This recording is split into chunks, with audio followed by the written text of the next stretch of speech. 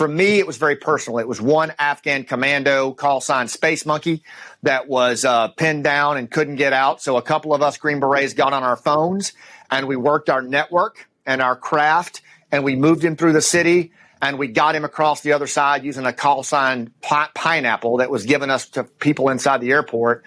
And that's how we became Task Force Pineapple, Pineapple Express. And we've seen this, Joe. This is happening. If you watch right now, this Pineapple story is on CNN. It's on Fox. And it's because we have an opportunity here to mobilize around resolve, to honor a promise. And I think that's something we can all kind of get behind.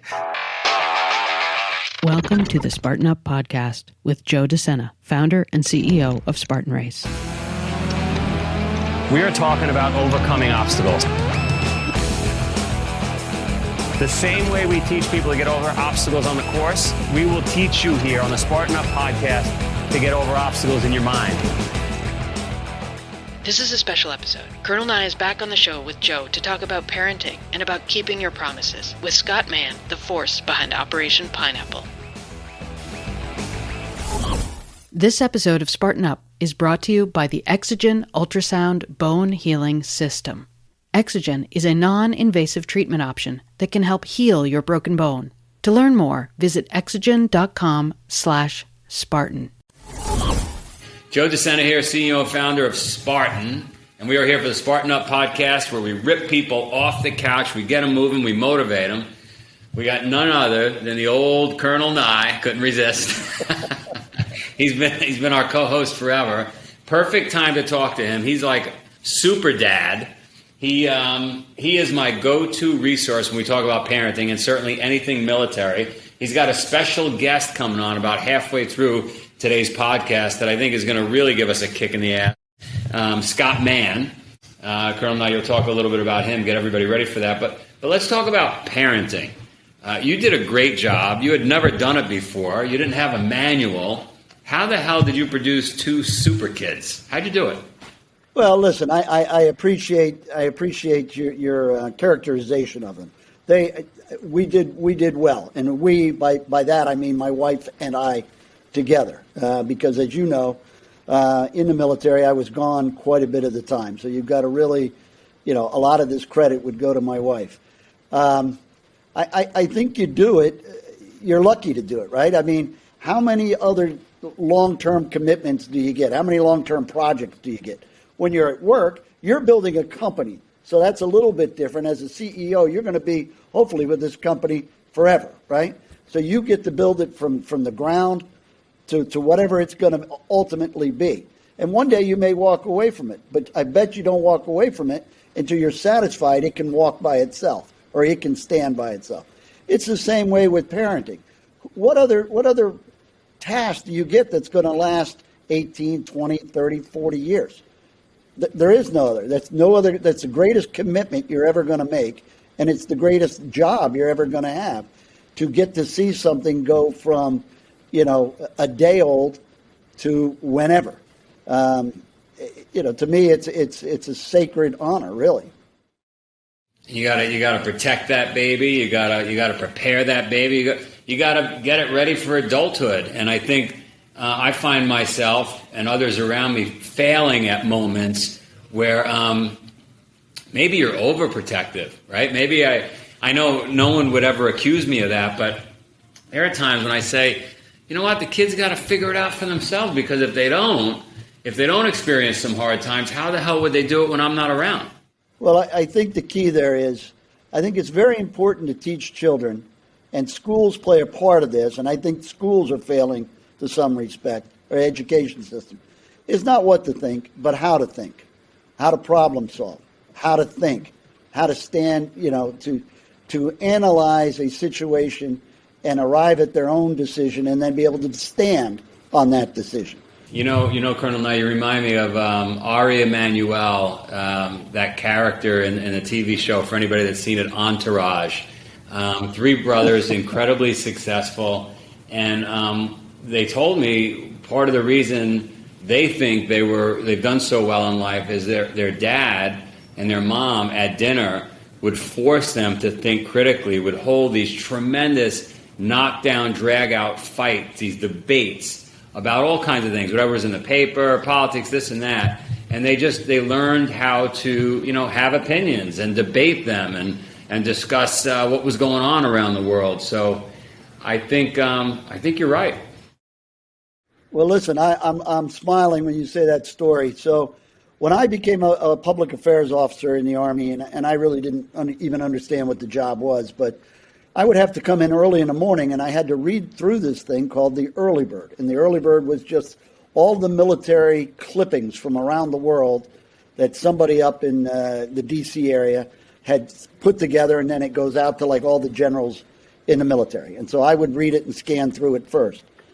And then I started picking 3 articles a day.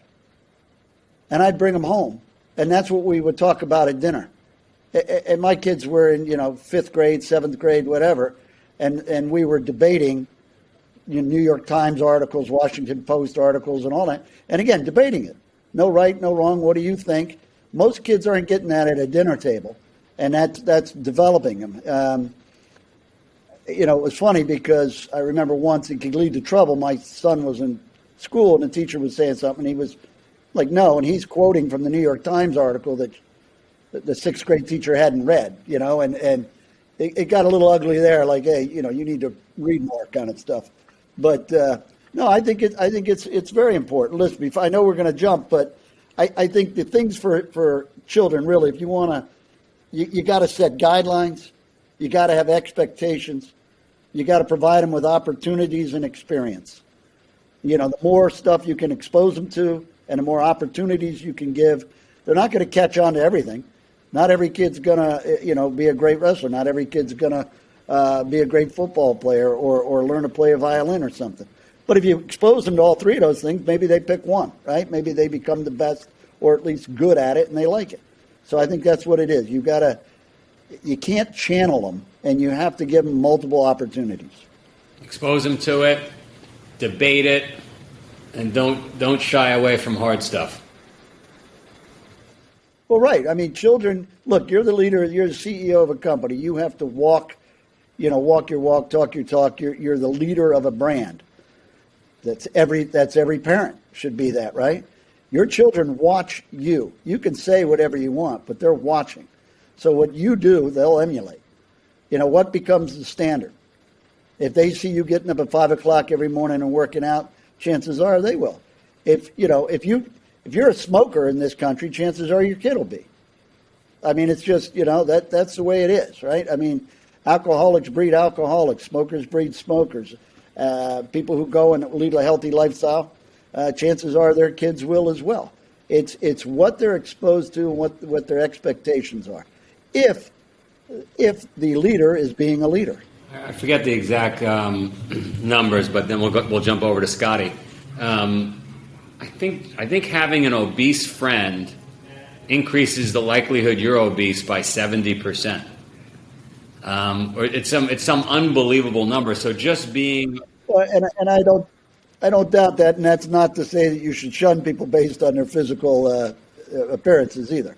No, but you want to surround yourself with folks that are doing healthy, good things. And if you're the parent, you even have more of an influence, to your point, on the kids around you.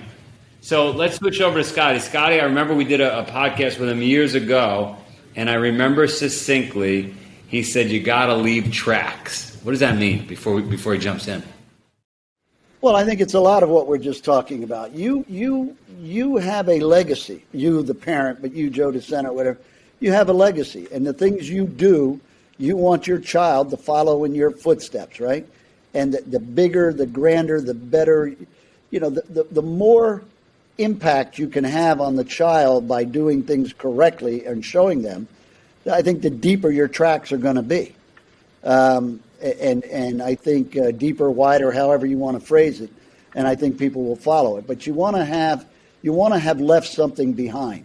You want people to be able to say, "Oh, that's Joe De Sena, man. That guy, look what he achieved, look what he did, and he was a great guy. He helped everybody, but he also did all these things. He built a company, he participated in all this stuff, and at the same time, he was just a good charitable guy, and he liked people, and he liked helping people."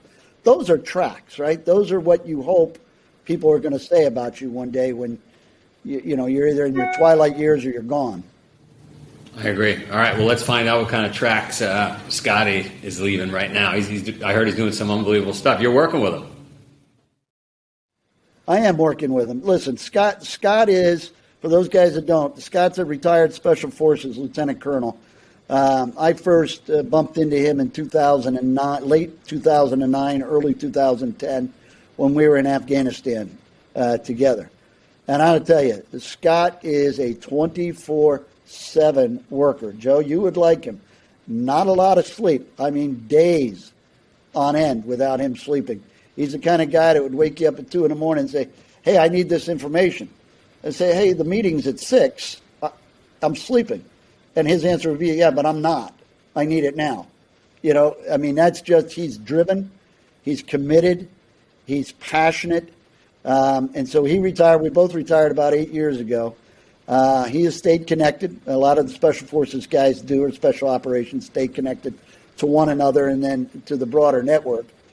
And when he saw what's going on in Afghanistan and the withdrawal and how it was being handled and the breaking of the promise, that the U.S. government wasn't honoring their promise to all of those Afghan partners and allies that we'd had over the 20 years, it affected him. It affected him deeply, so he and a bunch of other guys formed up an ad hoc group, and right now they're responsible for getting over 700 people out of Afghanistan, which is just, they're doing it on their own time, and on their own dime, and putting a lot of, their own guys are in harm's way.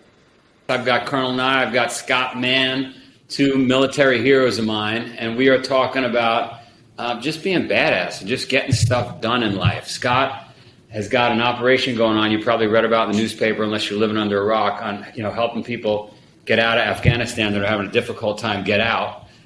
Scott, I'm going to let you dive right into it and explain to folks what's going on here. Yeah. Hey, what's up, Joe? It's good to see you again. Colonel Nye, good to see you. It's all around the fall of Afghanistan and the U.S. withdrawal from Afghanistan, and really the U.S. not honoring its promise, one, to get its own citizens out and to get the Afghan allies out who we committed to getting out if they were in duress for working for their country or working for us. And, as veterans, and you have so many veterans at Spartan, Joe, you know what I'm talking about. We take that very serious. We take honoring the promise very seriously. And, for us, when we saw this, it was approaching a moral injury for our nation and for us as individuals. We've worked in that country for 20 years. We've fought with these people. We've bled with these people, our Afghan special ops partners and their families and our interpreters, and we just weren't good with it. For me, it was very personal. It was one Afghan commando, call sign Space Monkey, that was pinned down and couldn't get out. So a couple of us Green Berets got on our phones, and we worked our network and our craft, and we moved him through the city. And we got him across the other side using a call sign Pineapple that was given us to people inside the airport. And that's how we became Task Force Pineapple, Pineapple Express. And we ended up moving 700 people through different holes in the airport perimeter, coordinating with the folks on the other side. And our retired Green Beret SEALs and Marines as shepherds on the phone with them, guiding them around checkpoints, looking at imagery, moving them through Taliban checkpoints and just holding their resolve while their wives and children were beaten. They would endure the beating and then move on into the perimeter, and then we would have someone waiting with a certain signal. They would hold up a pineapple on their phone and they'd pull them through. We saved hundreds, we lost thousands. And now we're pivoting into the post-airport part. The government's going to be completely gone, and we're going to do a private recovery over the next few months. So who are the folks that are at risk that you're helping get out of the country? So it started with our partner, Special Operations Forces. It started with our interpreters, like my friend Space Monkey. It started with Afghan Special Forces, Afghan commandos, and their families. As it grew, Pineapple grew, a flat, collaborative, informal network. We had people coming to us saying, hey, I am working with a female prosecutor in Afghanistan who prosecuted dozens of Taliban. Her house has been burned, her family killed. She's running from house to house. Can you help us? So we're dealing with a lot of orphans, a lot of girl organizations who pursued educational and arts opportunities. They're all super vulnerable, and they represent a direct threat to the draconian rule of the Taliban Islamist approach. And, women are regarded as property, not as, certainly not as individuals who pursue arts and education. And so they will be killed. And so it's the most vulnerable of the Afghan population. They don't have a voice. They don't have any advocacy at all. And our intention is to scarf as many of them up as we can, move them to safety first, and then ultimately on to freedom, using our networks and our tradecraft and our communications. And hopefully the American people will mobilize and take all these negative feelings of division and, fear and anger that we've seen in the past elections. And we've seen this, Joe. This is happening. If you watch right now, this pineapple story is on CNN. It's on Fox. And it's because we have an opportunity here to mobilize around resolve, to honor a promise. And I think that's something we can all kind of get behind. And it's something that I think our kids can watch us do. Whether it's supporting OperationRecovery.org or whether it's sponsoring an Afghan family when they come into the States, there's so much that we can do to demonstrate how we honor a promise at a fundamental level. We got a parenting book coming out, and as you say, honor a promise. I think about, raising children, right? You're trying to teach kids certain things so when they become adults, they're high performers, they're well respected, they treat people right, and this is a key component to all that, honoring your promises. Yeah, it is, Joe. And what I love about it right now is our combat veterans are showing us what right looks like. They're coming out of the woodwork, they're volunteering, they haven't slept, they're calling in sick. You wouldn't believe there's guys calling in sick at Amazon, or they're asking for, unpaid vacation time. They're showing our kids what right looks like. They're showing our kids what it, and who else they're showing is our government and our politicians, what leadership actually looks like. And I hope people are paying attention, because it's probably one of our last wake-up calls as a nation to rally around something that can get our narrative back, get our myth back, and get us back. We'll be right back to this interview, but first, a little bit from our sponsor, Exogen. Spartans, a broken bone can interrupt daily activities and, even worse, keep you on the sidelines. Determining the best treatment option can be stressful. In just 20 minutes a day, Exogen helps jumpstart your natural bone healing process so you can get back to the race. Don't let a broken bone keep you on the sidelines. Talk to your doctor to see if Exogen is right for you. Exogen is indicated for the healing of non-union fractures and for accelerating the healing of certain acute fractures with no known contraindications. To learn more, visit exogen.com/Spartan. That's EXOGEN.com/Spartan. Okay, back to the interview. What would you do if the administration, the current administration, was willing to lean in with you here? What would you tell them? Like, hey, we need another 5 months. What would you do?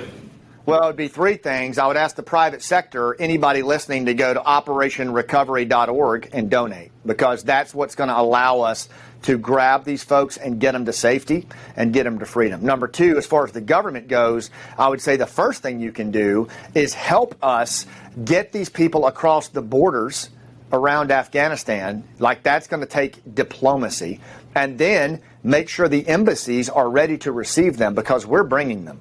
We are bringing them. And the embassies need to be ready to receive them so that they can process them. The State Department, in my assessment, has not been playing the role they need to play for the level of humanitarian crisis that we're facing. And I don't understand why it is, and I'm not trying to place blame, but they are a critical role, and we need our government to weigh in there. And the final thing I would say is Paul Wolfowitz wrote about this along with being with West today in the Wall Street Journal. It was actually yesterday.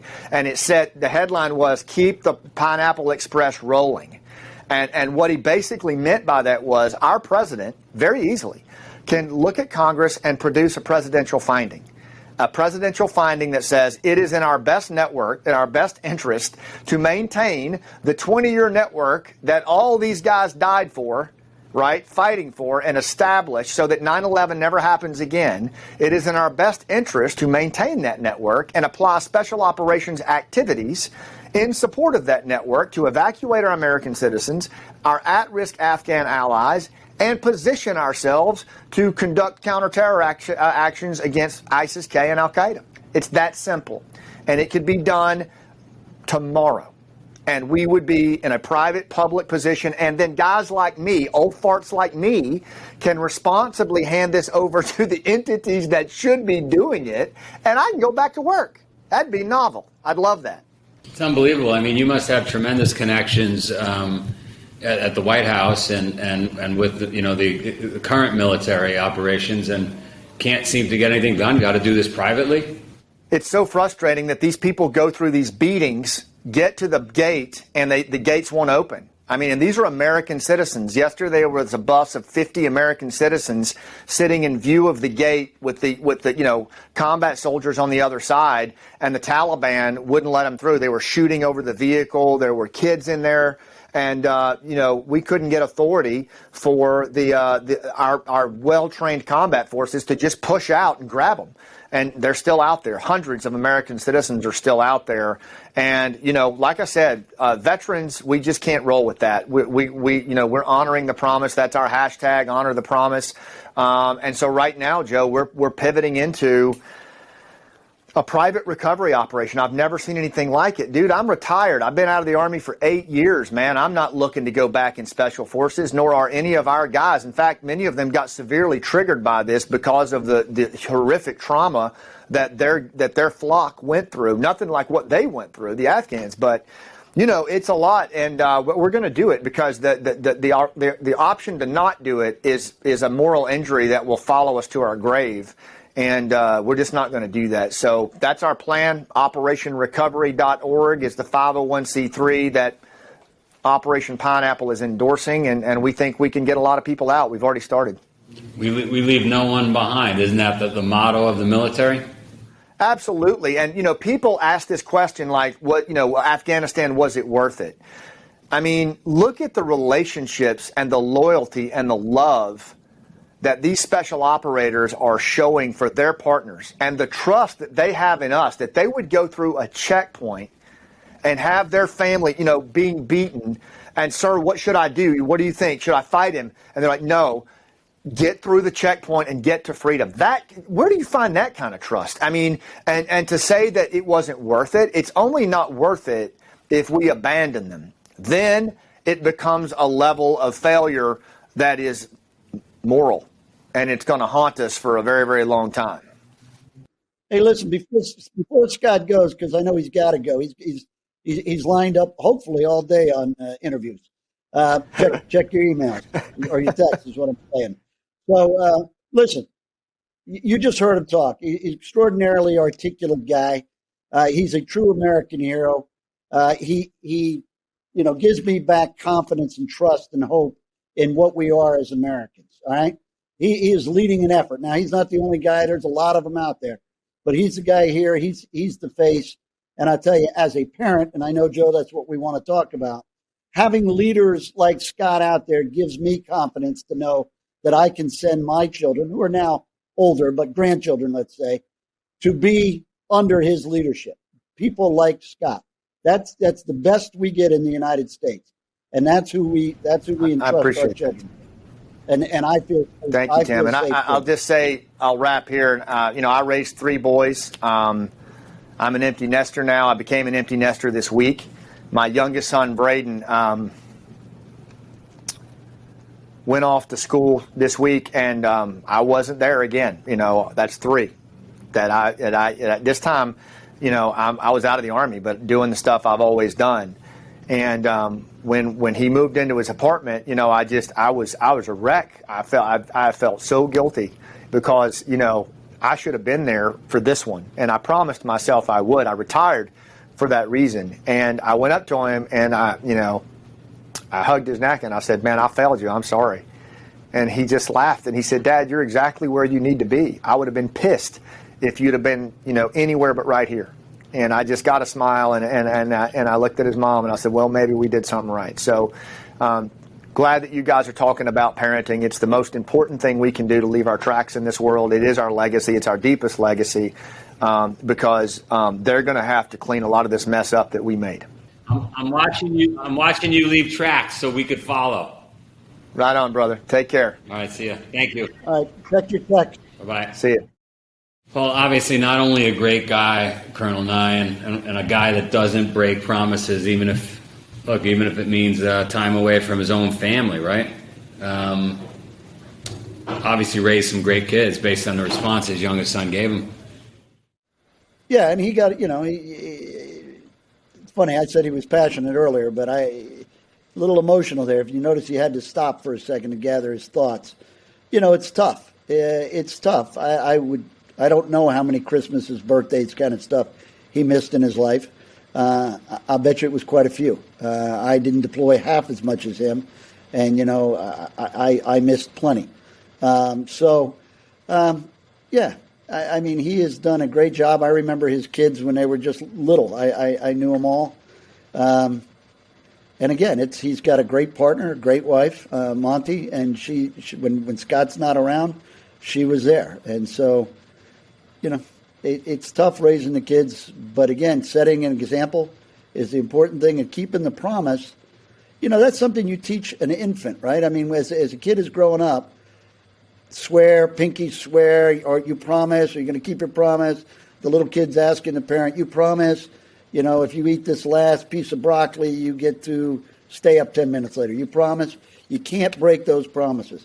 And we teach that in children, in infants. There's no reason that we have to stop doing that when we're adults. I love it. All right, well, we're out of here.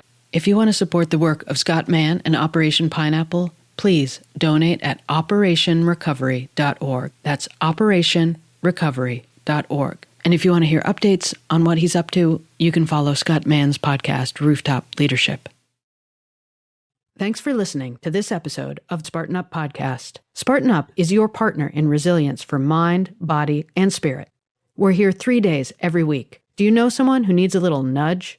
Maybe they could use some motivation, tactics to be stronger, healthier, happier, more successful. Tell them about our show. And if you're watching on YouTube, leave us a comment. We want to know who's watching and who's listening. Thanks. See you next time. This episode of Spartan Up is brought to you by the Exogen Ultrasound Bone Healing System. Exogen is a non-invasive treatment option that can help heal your broken bone. To learn more, visit exogen.com/Spartan.